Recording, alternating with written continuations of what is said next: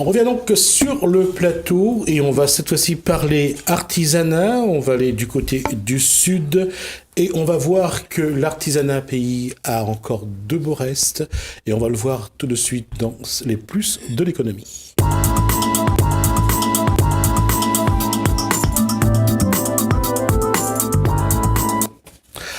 La question est pour moi, et surtout pour Delphine Chauvet, c'est à quel moment va commencer la torture. Bonsoir Delphine Chauvet. Bonsoir. Bonsoir Jérémy Soupraia-Popoulé. Bonsoir. Donc organisateur de cet événement qu'on va parler. Alors Mélinda Piotte, donc est coordinatrice à Club Parfum. Bonsoir. Yvette Tranquillin est dans la couture, plus elle est couturière. On a également du prêt-à-porter cette fois-ci avec Marie-André Faubourg. Je vais juste dire que son cousin, c'est celui que vous connaissez. Clarisse Lorette, elle m'a dit qu'elle est chanteuse, mais je crois pas. Non, juste fleuriste. Bonsoir tout le monde. La question est à Jérémy. J'allais dire le seul homme du plateau, peut-être pas, parce que j'y suis aussi, mais c'est le seul homme parmi les invités. Alors il va nous parler de ce samedi shopping du samedi 7 juillet, donc ça se passe à Pierrefonds. Alors qu'est-ce qui motive et puis quel est le cadre que vous allez poser? En fait, c'est surtout un événement pour faire connaître les petites sociétés, les petites entreprises dans tous les domaines divers. Donc que ce soit associatif, ou entreprise privée ou autre. Une nouvelle façon de jongler entre le côté professionnel et administratif en échange avec les différentes petites sociétés et une nouvelle façon de vendre directement dans un parc avec différentes personnes invitées. D'accord. Alors d'abord, comment rassembler ces actrices de la vie économique? Quel est le dénominateur commun? Qu'est-ce qui a fait que amener à les faire ensemble, qu'ensemble ils peuvent travailler et je vais dire trouver des produits d'appel plus importants et surtout avoir une offre de vente plus importante? Généralement, quand on remarque un petit peu comment ça se passe à La Réunion, les petites entreprises ont beaucoup, en tout cas, Madame Faubourg pourra vous confirmer ça, à la création, les entreprises ont des difficultés à se faire connaître et par rapport à cet événement, on peut plus ou moins comprendre que les personnes qui ont envie d'avancer participent automatiquement. Donc, au bout de 15 jours de recherche, on a pu ramener les 40 partenaires qui nous demandaient pour cet événement. Donc, il y aura donc 40 artisans sur le site. Sur le site, le samedi 7 juillet. Voilà. Alors, quels ont été les critères pour cette sélection? Qu'est-ce qui a fait que vous les avez choisis? Comme tout le monde sur le plateau, c'est l'envie et la motivation. C'est surtout le premier mot qui me vient à l'esprit, avoir l'envie de se faire connaître et tout le reste vient automatiquement. L'envie d'avancer. Voilà, c'est ça. Alors, il avait dit tout à l'heure, effectivement, j'avais l'envie d'avancer. Dans votre secteur d'activité, mesdames, qu'est-ce qui fait qu'aujourd'hui, vous avez aussi ce besoin? C'est un paradoxe de dire ça, mais se vendre, c'est pas évident. Communiquer, ce n'est pas évident, apparemment. Je vous écoute. Tout le monde se regarde. Tout le monde se regarde. Je vais y aller. Alors, en fait, moi, en tant que fleuriste, j'ai un magasin. Les gens, ils vont venir au magasin. Mais il y a d'autres personnes qui ont besoin de savoir ce que je fais. Donc, je fais pas que des bouquets pour emmener pour juste un petit plaisir d'offrir et tout ça. Je fais aussi des bouquets événementiels. Donc, je vais montrer ça. Et quand Jérémy est venu... C'est quoi un bouquet événementiel? Quelqu'un qui fête... alors, comment je vais vous dire ça? Je sais pas. Quelle est la différence entre un bouquet de mariage, un bouquet de fiançailles ou ça va être un peu funèbre, mais un bouquet d'un enterrement? C'est la confection du bouquet. J'ai mis sur la table un bouquet gourmand, donc avec des fraises, des petites choses et des marshmallows. Ça va être un bouquet d'amoureux.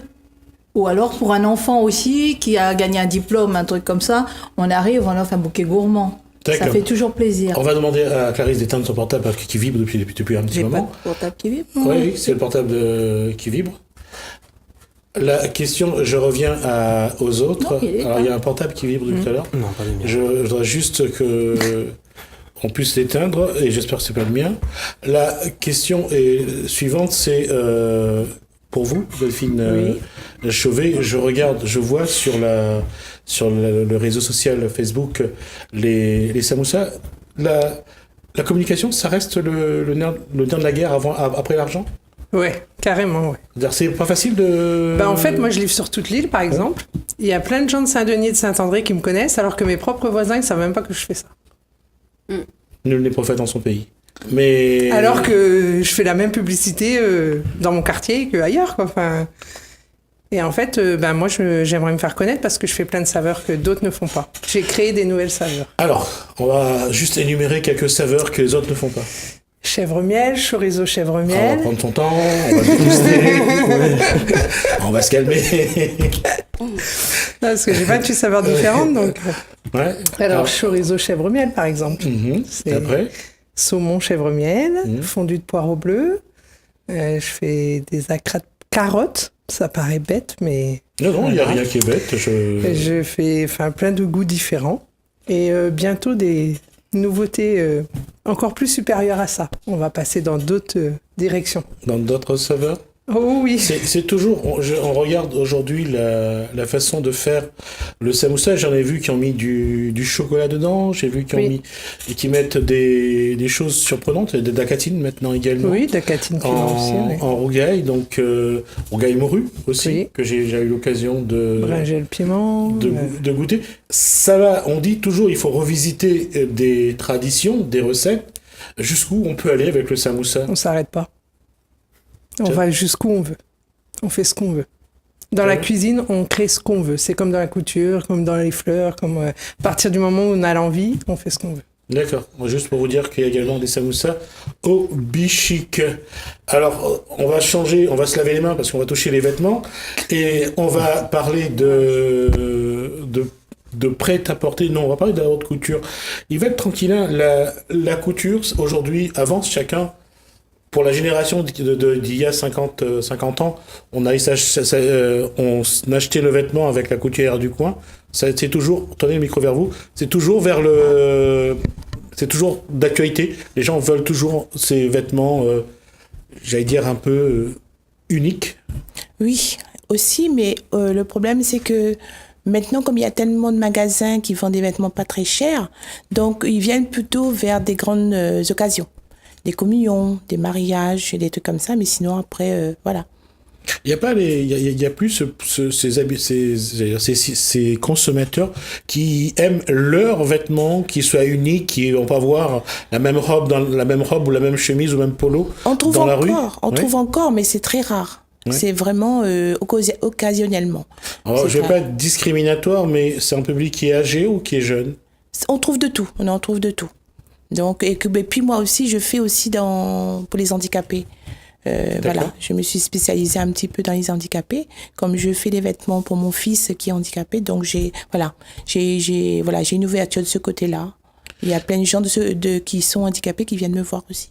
J'allais dire adapter un vêtement. Voilà, à chaque personne. À chaque personne, voilà. C'est quelque chose qui. Oui, on n'en fait pas ici. Sinon, on en fait en France, mais qui n'est pas adéquat. Le tissu n'est pas adéquat pour la Réunion. Mais moi, je suis là pour voilà. D'accord, parce que ne serait-ce que pour la coupe, c'est. Voilà, c'est pas évident. C'est à ce moment-là que ça se joue, je suppose. Voilà, aussi. Exactement. Ouais. D'accord. On va juste dire au public que si vous voulez jeter un œil sur le modèle qu'elle fait, il y a le modèle qu'elle porte, donc c'est l'occasion de voir que elle aime le classique. Voilà. D'accord. Non, vous pouvez vous asseoir. Asseyez-vous. Merci. Quand on parle de vêtements, on parle aussi de prêt-à-porter. Marie-André, oui. Faubourg. Oui. Là, il va être tranquille. Il disait qu'il y a des gens qui aiment encore le fait main et aiment ce qui est unique. Dans le prêt-à-porter, on ne va pas dire que ce soit de l'unique, mais est-ce que j'allais dire, l'exigence, surtout la femme, parce que quand on regarde les magasins, il y en a plus pour les femmes que pour les hommes, ce qui est normal, on dira presque. Mais qu'est-ce qui fait qu'aujourd'hui, le prêt-à-porter est presque, j'allais dire, un peu un fast-food finalement? Le prêt-à-porter, déjà, quand un vêtement est fini fait, donc c'est juste à mettre sur la personne, tandis quand il y a une couturière, la couturière, ça va coudre, et puis il faut chercher une couturière. À l'heure d'aujourd'hui, couturière, ils ne trouvent pas facilement non plus. Hein. C'est vrai? Ah oui. c'est Oh rare. oui. D'accord. Les gens cherchent des couturières ou pas? Si, ils cherchent, mais on a des jeunes qui sont sur le marché, mais ils sont pas aussi, ils ont pas envie de faire, quoi. Ils sont pas motivés comme les anciens, quoi. Donc maintenant, on ne trouve de moins en moins de couturières. La question, ça va vous faire sourire, mais on vient de nourrir la personne, on vient de l'habiller, on va le mettre le parfumer maintenant. Bien sûr. Mélina Piotte, le parfum, micro. Alors, en fait, Club Parfum est créateur parfumeur et notre usine est située à Grasse, donc tout le monde connaît, hein, capitale du parfum. Et c'est vrai que chez Club Parfum, je suis coordinatrice, formatrice et nos boutiques de Saint-Louis de Saint-Denis ne sont pas ouvertes au grand public. Donc, lors de ce genre d'événement, les personnes qui sont intéressées peuvent venir découvrir ce que nous faisons. Parce que nous faisons de l'eau de parfum pour l'homme et femme, l'eau de toilette pour les jeunes et moins jeunes. Et on a aussi une gamme maison, brume d'oreiller, parfum d'ambiance et une collection lait d'ânesse pour les personnes qui ont des peaux sensibles, à sujet ne pas utiliser d'alcool, sans parabènes et sans conservateur. Voilà. D'accord. Deux questions d'abord. La première, est-ce que vous êtes dans ces parfumeurs qui travaillent avec les grandes surfaces? Non, pas du tout. Non. Nous, c'est vraiment... Donc la grande surface, non pas de mettre de vos parfums dans les grandes surfaces pour être vendus, Oui. mais de diffuser du parfum dans les rayons pour amener les gens à acheter. Non, pas du Non. tout. Nous, notre principe, c'est d'aider à la personne de choisir un parfum qui lui plaît, qui lui va, par rapport à son pH. Ça veut dire qu'il faut qu'il y ait quelqu'un qui ait du nez à ce moment-là. C'est ce qu'on a besoin de la parfumerie. Oui, un petit peu. Et c'est pour ça qu'on est là, justement. C'est que, quelqu'un va nous dire, oui, j'aime bien un parfum qui est poudré ou épicé.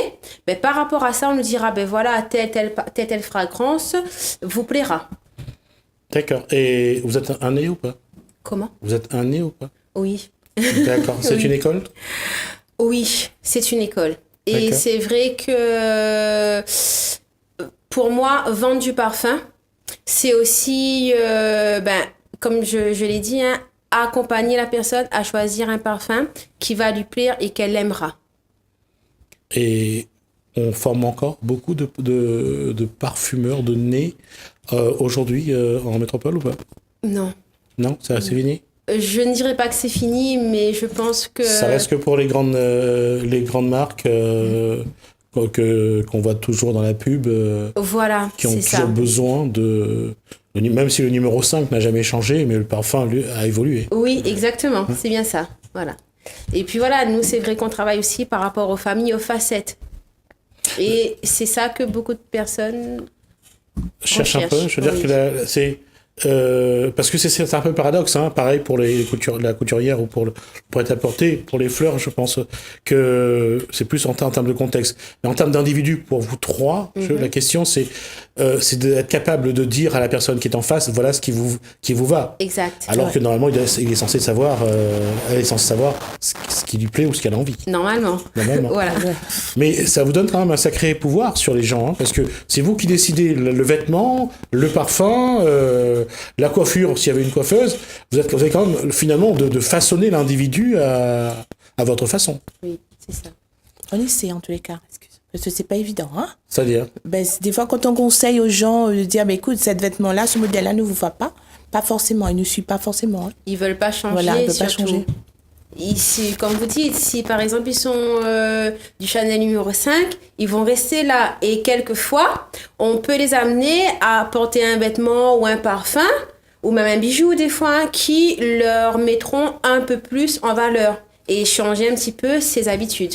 on est sur une question de regard et de vision. Vous êtes professionnel, donc vous voyez la morphologie, vous adaptez le vêtement, les odeurs qui vont avec, mais la personne ne voit pas forcément ce que vous voyez, Oui, exact. ou ne ressent pas. Ben oui, parce que à l'heure d'aujourd'hui, les gens, ils laissent plus azote, comme s'ils diraient, personne n'embobine personne, mais il veut dire, les gens, les clients, les rois, les gens, ils connaissent bien choisir leurs vêtements, ils choisissent, et puis nous donnent un conseil et tout, mais c'est les gens qui choisissent les autres vêtements pour voir. D'accord. Et aujourd'hui, quand on sait qu'avec Internet, ils ont multiplié leurs possibilités, la question c'est que vous essayez le moins possible de les offenser, entre guillemets, de dire non, finalement de respecter leurs souhaits. Ah ben bien sûr, ben, si quelqu'un lui présente des vêtements et puis lui offense une cliente, ben là il faut lui changer de métier. Ben, elle n'est pas normale. Ben non, ben il faut déjà les clients, les rois, et puis quand on vend les papouas vendent ou vendent papouas vendre ou vendent déjà, il faut le client les satisfait. Au moins quand le client il sort, lui a fini acheter, lui a fini faire ses achats, donc le client avec un grand sourire, on n'a pas besoin de client juste pour aujourd'hui, on a besoin pour toujours. Ben il est normal, il faut faire plaisir au client les rois. D'accord.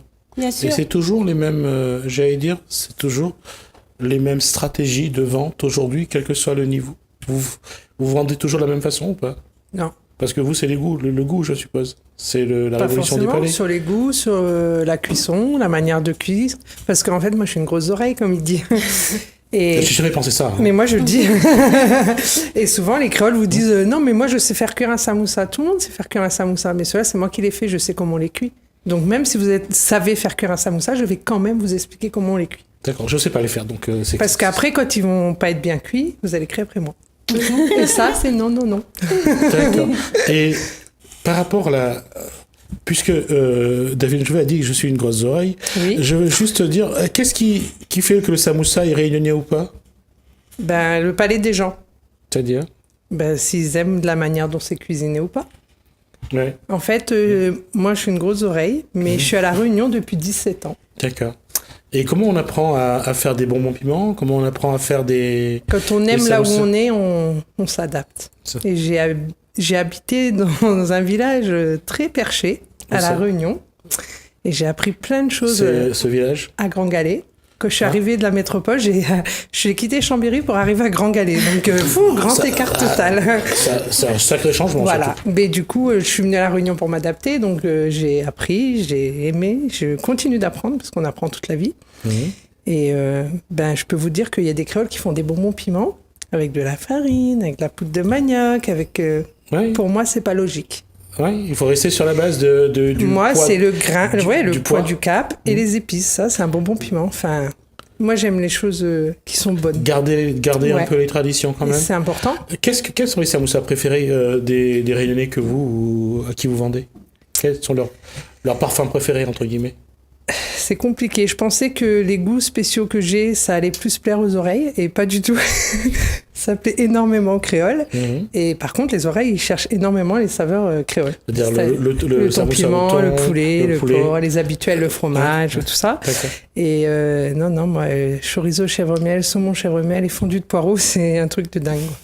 Mais que le Réunionnais apprécie. Ouais. Il y a une chose aussi que je me rends compte, j'ai regardé ça sur ceux qui font les samoussas, ils sont de plus en plus épais et de plus en plus fournis, c'est ça qui va faire la différence? Alors moi, je suis pas d'accord avec ça. Parce en tout cas, c'est la vérité ce que vous dites. Merci. Je dis pas que c'est pas vrai. Ouais. Je dis que moi, personnellement, je suis pas d'accord avec ça. Pourquoi? Parce que plus vous allez en mettre, plus ça va changer votre goût. Effectivement, l'intérieur prend le dessus. Exactement. Moi, mon chèvre miel, je sais que c'est cette quantité-là. D'accord. Je ne mettrai pas plus, même si vous en voulez plus. Je préfère pas vous le vendre que vous vendre un plus gros qui sera pas bon. Il n'aura pas le goût qu'il faut, quoi. À la cuisson, au mélange. Et puis il y a une réalité aussi à ça. La réponse, en fait, vous l'avez pas dit, mais je pense que vous l'avez pensé, c'est que c'est industriel. Par rapport à vous qui J'ai pas osé. Qui êtes artisanal, c'est ça? J'ai pas osé, mais c'est un peu réel. Tout à fait, je pense également aussi. Voilà. Donc, je vais revenir à ce que je disais, c'est que ce samedi-là, je reviens à cette question que je vous disais tout à l'heure sur la vente. En ayant une offre de vente plus diversifiée, plus importante, plus dense, ça aide justement à cette distribution. Bien sûr, oui. En étant au magasin, on est concentré sur son local, sur... Prends le micro. Ouais. son local, sur la prestation qu'on doit réaliser avec les clients fidèles.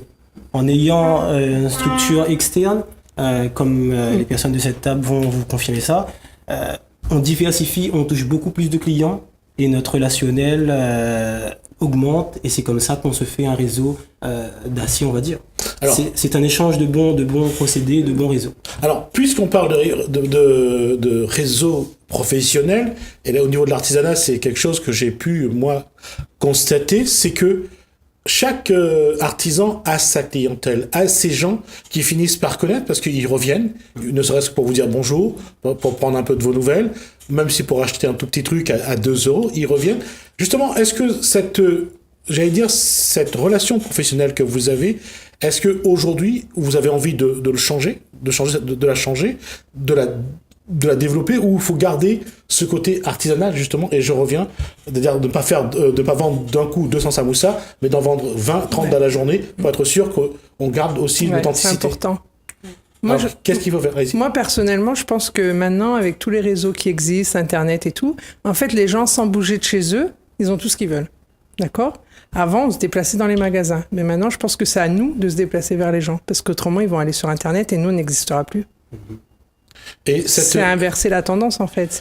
C'est inverser la tendance, mais il y a quelque chose aussi qui se fait. On arrive à la fin d'une période. Si on revient sur les années 70, à l'époque où la première grande surface commerciale, la première grande surface, c'était Présunique, donc c'est rue Maréchal Leclerc, s'installe à La Réunion, il y a, on enclenche une méthode de consommation. Ça va être donc le développement des grandes surfaces. Maintenant, quand on regarde avec les projets de cœur de ville, on revient à quelque chose où les artisans, on a besoin de mettre des artisans dans les grandes surfaces, dans les galeries commerciales. Et finalement, même avec Internet, on voit que ce côté humain que vous avez gardé, c'est ce qui intéresse plus les gens, et ce qui fait que on revient vers vous, et on le voit surtout sur les marchés forains, par exemple. Et ça, on le voit là-dessus, on voit lorsqu'il y a un fait main, lorsqu'on fait une action avec les artisans. Comment vous entretenez, votre clientèle? Comment ça se passe? Quelles sont les relations que vous avez? Déjà, la fois dernière, quand j'étais à une exposition, ce qui m'a marqué, c'était... j'étais chez un handicapé. Il avait dit que... Merci Florentine, parce que y a personne qui vient à la maison vendre des vêtements à domicile. Et comme il est handicapé, il peut pas lever, il peut pas trop agir, et donc il était content. Et maintenant, j'ai ce client tout le temps. D'accord. Et il y a différentes personnes âgées que elle est très contente de Florentine, parce que moi, je suis dans le sud.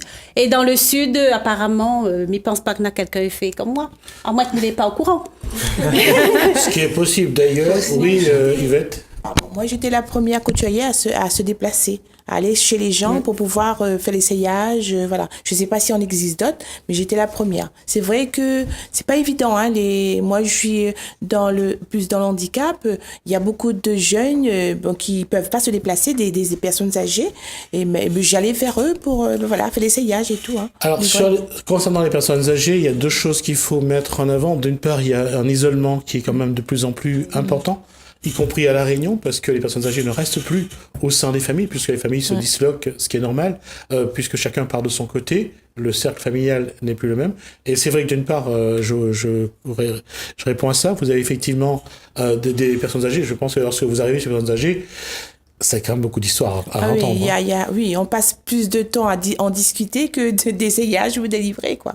De toute façon, l'essayage, c'est 10 minutes. Voilà, et après, c'est discussion, et c'est très... une relation plus ou moins confort avec la personne qui va peut-être pas nous acheter ce produit aujourd'hui, mais dans le temps, faire appel à nous pour des produits qu'ils ont vraiment besoin. Et justement, Clarisse Leurette, fleuriste, la question c'est, est-ce que les personnes âgées viennent encore acheter 2 fleurs, ne serait-ce que pour mettre un peu dans la maison de temps en temps? Ça se faisait avant, je ne sais pas si aujourd'hui ça se fait toujours. Ils viennent surtout pour raconter leur vie. Et c'est là, justement, que moi, par exemple, sur la boutique à Petite-Île, ça m'arrive de leur dire, asseyez-vous, on va boire un thé, un café. Ils ont besoin de ça. J'ai une petite mémé pas trop loin de la boutique qui toutes les semaines. De toute façon, du moment qu'elle a vu que le véhicule est là, elle arrive. Quand elle a besoin d'une plante qu'il n'y a pas. Bon, ça, j'ai pigé tout de suite. Hein. Elle a besoin d'un rosier bleu, je dirais, parce que, voilà. Tout ça pour raconter. Après, il y en a d'autres, au fil des événements, il y a eu, ça fait quand même une dizaine d'années que je suis fleuriste, même si j'ai changé de place. Ils sont venus me retrouver, j'étais sur Montveille, ils sont venus me retrouver sur Petite-Île. Et là, ils vont... Ah, j'ai vu la communion de la petite fille, ça y est, la petite fille, elle a grandi, l'autre qui se marie, tiens, on vient là. Il y a le décès malheureusement de la mamie de l'autre côté ou du pépé. C'est toujours moi, ça voilà. Il y a un relationnel qui est fait et il faut qu'on garde ça en face de ses clients. Ouais. Enfin, ça, oui. C'est pour ça que lorsque nous faisons les formations, nous disions aussi... Non, il y a une chose que je vais dire. Je veux qu'on reste sur les personnes âgées parce qu'il y a quelque chose que je veux absolument indiquer.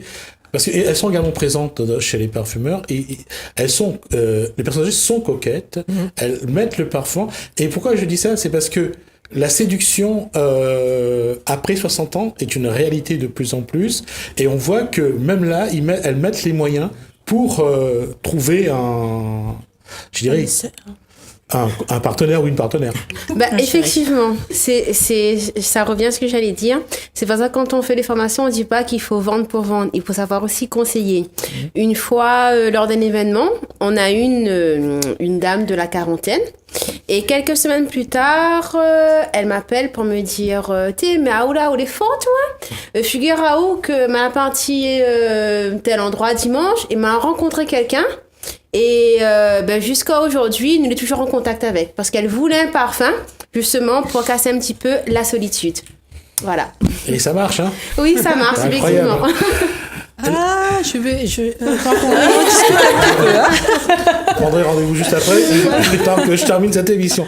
La question que je voulais dire aussi, et ça c'est à Jérémy, je veux dire d'amener, de créer ce contexte-là, où finalement on voit que ça se complète plus ou moins. Qui sont toujours, c'est presque de proposer un peu comme en grande surface, il y a tous les rayons finalement, il y a tous les produits dont tu as besoin en une journée. Ça doit être cette offre de vente, ça doit être répété pour que on a notre regard. Tout à fait. Quand on sélectionne les partenaires plus ou moins, quand on a pris contact avec Clarisse, du tac au tac, on a ressenti la motivation. Elle aussi, elle m'a apporté que le projet était viable. Exactement la même chose avec tous les autres partenaires. Et ces 40 partenaires nous font signe, même si la journée du 7 n'a pas encore eu lieu, de recommencer une deuxième fois, une troisième fois. L'intérêt est vraiment très, très demandant. En tout cas, les partenaires nous demandent beaucoup de ce genre de prestations. Et en termes de rythme, ce genre de prestations, il faut le répéter une fois tous les mois, tous les 3 mois, pour fidéliser la clientèle, ou bien plus ou moins? Non, en fait, plus ou moins 2 ou 3 fois par an. 2 ou 3 par an, pas plus. Pas plus. Ouais, c'est ça. D'accord. Tous les trimestres. Après, lorsque c'est trop du répété, c'est du déjà vu, donc je me lasse. Ça revient que du professionnel. Là, on va rester vraiment dans le côté local, avec des partenaires qui sont vraiment, qui ont envie, et ça se ressent dans l'amour du métier qu'ils portent dans leur domaine. Quels sont les autres produits qui seront proposés le 7 juillet à Pierrefonds? Alors, il y aura une personne, Simone Pallard, qui fait des soins énergétiques. D'accord. Donc, tout ce qui dit Reiki. C'est massages et... Voilà, des massages. Ensuite, on aura Caddy Solidaire. Donc, c'est une association à but non lucratif qui est basée sur la possession.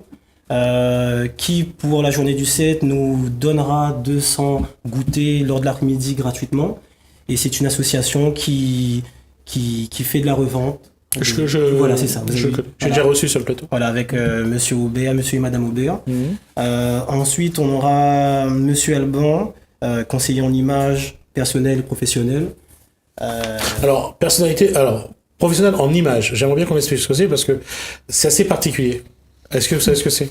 Bien sûr. En fait, ça revient un peu au même principe de chaque personne qui se trouve sur la table. Donc, l'accompagnement en fonction de la personnalité de la personne. C'est du coaching, tout simplement. Voilà, c'est ça, voilà. Mais cette fois-ci aussi, si je peux rajouter, c'est-à-dire que le conseiller en image le conseiller en images travaillera sur la colorimétrie et selon les saisons. Donc, lors de cet événement, il ne proposera pas 8 saisons, mais 4 saisons. Donc, voilà, si les gens ne connaissent pas ce que c'est le moment. Parce qu'après, c'est vrai que c'est une activité qui est amenée à être développée, mais qui n'est pas assez connue. Alors, colorimétrie, on va juste... Bon, bien sûr, il s'agit de couleurs, mais les couleurs interprétées comment? Alors, il y aura les couleurs, des tons couleur chaud, couleur froid, et il mettra en fonction de la personne, telle couleur ici et telle couleur là. Et par rapport à ça, la personne verra ce qui illuminera son visage et ce qui aussi fera l'inverse. On va juste dire que finalement, la couleur sur la peau, c'est juste savoir qu'est-ce qui dégage le plus de chaleur et ce qui met envers le visage, c'est le ressenti d'abord du corps qui permet d'éclaircir ou pas le visage, sachant que la respiration, Delphine Brocheville nous pourra nous dire le contraire, et la clé de voûte. C'est sûr. Je vais juste, moi, continuer sur quelque chose de plus simple, c'est vous demander, aujourd'hui, est-ce que cette démarche que vous avez, est-ce que c'est vers une professionnalisation beaucoup plus importante? Est-ce qu'aujourd'hui, on le voit, le marché du travail ne s'est pas vraiment envolé? Est-ce que créer son emploi, son activité, créer son emploi, c'est la seule solution pour vous? C'est peut-être pas la seule solution, c'est La une meilleure des des solutions. Ouais. Et le fait d'avoir créé ce petit groupe, ça va nous permettre de nous faire connaître, comme on a dit depuis le début, de permettre aux gens de s'épanouir. Parce que souvent, on a peur. On fait quelque chose. J'ai une dame qui fait par exemple des produits à base de Vaqua, qui a pas pu venir aujourd'hui. Cette dame, elle a peur et pourtant les gens connaissent. On parle de Madame Olivard, Meltier d'Olivard, les gens la connaissent, mais elle n'a pas cette avancée qu'elle souhaiterait. Donc on va pouvoir l'aider là. On va aider aussi Madame Yvette Tranquillin qui fait les vêtements pour les handicapés et autrement, des jolies robes aussi. C'est un créneau que les gens ne connaissent pas. On va les aider. Et on a eu une réunion dernièrement et on s'est dit, tous pour un pour tous. On fait vraiment un. Il faut qu'on avance comme ça. Et là, on va trouver ce qu'on attend de la vie. Pas seulement travailler pour travailler, mais travailler, donner notre amour du travail. Et là-dessus, vous avez quand même un vrai baromètre ou un vrai thermomètre quelque part, c'est les fleurs. Lorsque les gens viennent, choisissent telle fleur ou telle fleur, ça permet aussi de voir un petit peu leurs humeurs ou leur personnalité. Oui, effectivement. Ouais. Là-dessus, je vois. Ça reste quelque Et chose. moi, personnellement, pour ma boutique, ça va me permettre aussi de montrer aux gens que je suis pas seulement fleuriste. Bon, je fais un petit peu caviste aussi, je l'avoue. Mais dans ma boutique, on va retrouver des bijoux. Comme j'ai quand même un grand espace, 100 mètres carrés, donc je me suis permis de mettre d'autres petits artisans dedans. Notamment, Yvette, elle a mis des vêtements dedans, donc les gens peuvent venir la voir une fois par semaine, prendre rendez-vous pour leurs vêtements. Madame Olivard, il y a aussi quelqu'un qui fait des produits de beauté et tout ça. Donc le but, c'est de ramener, et notamment des confiseries que j'ai pas ramenées pour aujourd'hui. Dommage. On va pas lui en vouloir pour ça. C'est d'avoir un showroom finalement pour vous, c'est ça? Oui, d'avoir un showroom, c'est bien d'avoir ça. que les gens puissent venir voir. Et je reviens à la manifestation de samedi 7 juillet, c'est de densifier cette offre de vente qui est nécessaire, je pense, pour faire venir j'allais dire, ça sera votre marché de producteurs finalement. Voilà. Oui, C'est ça. Ouais. Super producteurs. Oui. Des producteurs qui ont envie d'avancer et surtout la motivation, qui nous prouvent déjà concrètement dans les yeux que c'est des personnes motivées. Qu'est-ce qui vous manque aujourd'hui pour, pour asseoir votre activité, pour avoir une assise financière et pour pouvoir développer l'activité? Qu'est-ce qui manque? Mais comme c'est la première édition, Non, je parle de chacun. Je parle de chacune. Comment faire en sorte que l'activité se développe et que ça vous donne un peu de temps de réfléchir, parce que vous êtes souvent en train de travailler et que plus on travaille, moins on a le temps de réfléchir. Qu'est-ce qui manque? Plein de choses. C'est-à-dire? Moi, personnellement, c'est le temps. Franchement, il me manque le temps de concrétiser ce que j'ai envie de faire. Moi, j'ai plein d'idées, mais j'y arrive pas. Et après, il faut prendre du personnel. Le personnel, il faut payer. Pour payer, il y a des charges, il y a tout ça. Bon, on rentre pas dans ce débat-là parce que sinon, on va rester là jusqu'à ce soir. Donc, on a besoin de temps. Chaque artisan a besoin de temps. De temps et de fonds. Oui, Yvette. De temps et des fonds. Tout est. D'accord. Est-ce qu'une mutualisation des moyens aujourd'hui entre les artisans peut créer les conditions à ce qu'ils aient le temps de réfléchir vraiment au développement de leur activité? C'est le but. C'est le but de cette journée. Avoir vraiment les partenaires qui arrivent avec leurs produits et tout le côté administratif géré avec les organisateurs. Et une question que j'ai pas posée tout à l'heure, mais comment vous organisez votre vie personnelle autour de ça? Qu'est-ce qui vous reste comme temps pour pouvoir dire, de temps en temps, on se fait un petit plaisir, de temps en temps, on est femme et de temps en temps, on profite un peu? Moi, j'ai de la chance de travailler chez moi. Et puis j'ai un mari formidable parce que comme j'ai un fils handicapé, donc quand je suis pas là, donc c'est lui qui s'en occupait, donc voilà.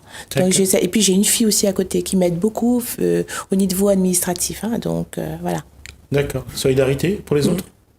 Moi, Ça. pardon. Moi, j'ai une petite de 17 mois. Et du coup, c'est l'activité, c'est ça. C'est bouger, faire les réunions, les formations, les événements et tout. Et pareil, donc j'ai ma maman à côté qui s'occupe de la petite. Voilà. Donc finalement, bébé est déjà au parfum. Oui, déjà. Et moi, personnellement, quand je vais livrer, par exemple, le dimanche, les gens qui font des pique-niques à l'Ermitage, je vais les livrer, j'en profite, je pars en famille, puis je passe le restant de la journée à la plage. D'accord. Voilà, au lieu d'aller faire qu'une livraison, on profite. Pour les autres? Et moi, comme elle, le dimanche, il y a pique-nique avec les enfants. Mes 2 enfants, 26 ans et 20 ans, c'est bon. Donc, D'accord. mon garçon, des fois, quand moi, m'y arrive un petit peu tard, manger les cuits, les bien. Super. Moi, je fais pas de commentaires. Elle s'arrête jamais, ouais. Ouais, très très grosse. Il y a pas un moment où vous vous dites c'est un peu une vie d'esclavage parce que On se le dit tout le temps. maintenant, Mais on aime tellement ce qu'on fait que... Ah, miel. Quand on aime, bien sûr. Voilà. on dit souvent que la servitude, que la liberté est une des plus grandes servitudes. Finalement, l'esclavage est aussi une grande liberté. Oui, Voilà. Aussi, oui. Aussi. ouais. Moi, on m'appelle le dimanche après-midi, il y a un décès, je vais faire mes gerbes. Hein. Ouais. D'accord. Oui, il y Pour a pas... l'amour du métier. Ouais. Oui, et en même temps, une compassion par rapport aux Aux clients. personnes. Oui, Ouais. oui. D'accord. C'est dommage que les gens se marient pas un dimanche après-midi. Merci en tout cas. En tout cas, je pense qu'on a fait le tour. À moins que vous voulez ajouter quelque chose. Venez nombreux. Oui, c'est ça. Donc on va redonner le moment. Donc ça sera le samedi 7 juillet de 9h à 18h sur le domaine de réception au jardin à Pierrefonds. D'accord. Donc 40 exposants. 40 exposants artisans. avec des associations. L'entrée est gratuite. Éventuellement, s'il y a des personnes qui sont intéressées, n'hésitez pas à nous appeler 06 92 24 70 16. C'est bon? Oui, je tiens à préciser qu'il y aura une paella aussi gérante, donc Oui. n'hésitez pas. Pour le midi, on peut manger dans le jardin. Et organisé par Castello Traiteur. D'accord. Et mes samoussas. Oui, En apéritif. Et venez nombreux, tout le monde. Alors, Voilà. Merci donc à Clarisse Lorette, donc j'allais dire chanteuse, non, fleuriste. Delphine Chevet donc pour les clés de Samoussa. Merci à Marie-André Faubourg donc prêt-à-porter, à Yvette Tranquillin donc couturière. Merci à Jérémy Raya Poulet. Raya Poulet, forcément je vais y arriver, donc organisateur de cet événement. Merci à Média Piot, donc coordinatrice de Club Parfum. Merci à vous de nous avoir suivis.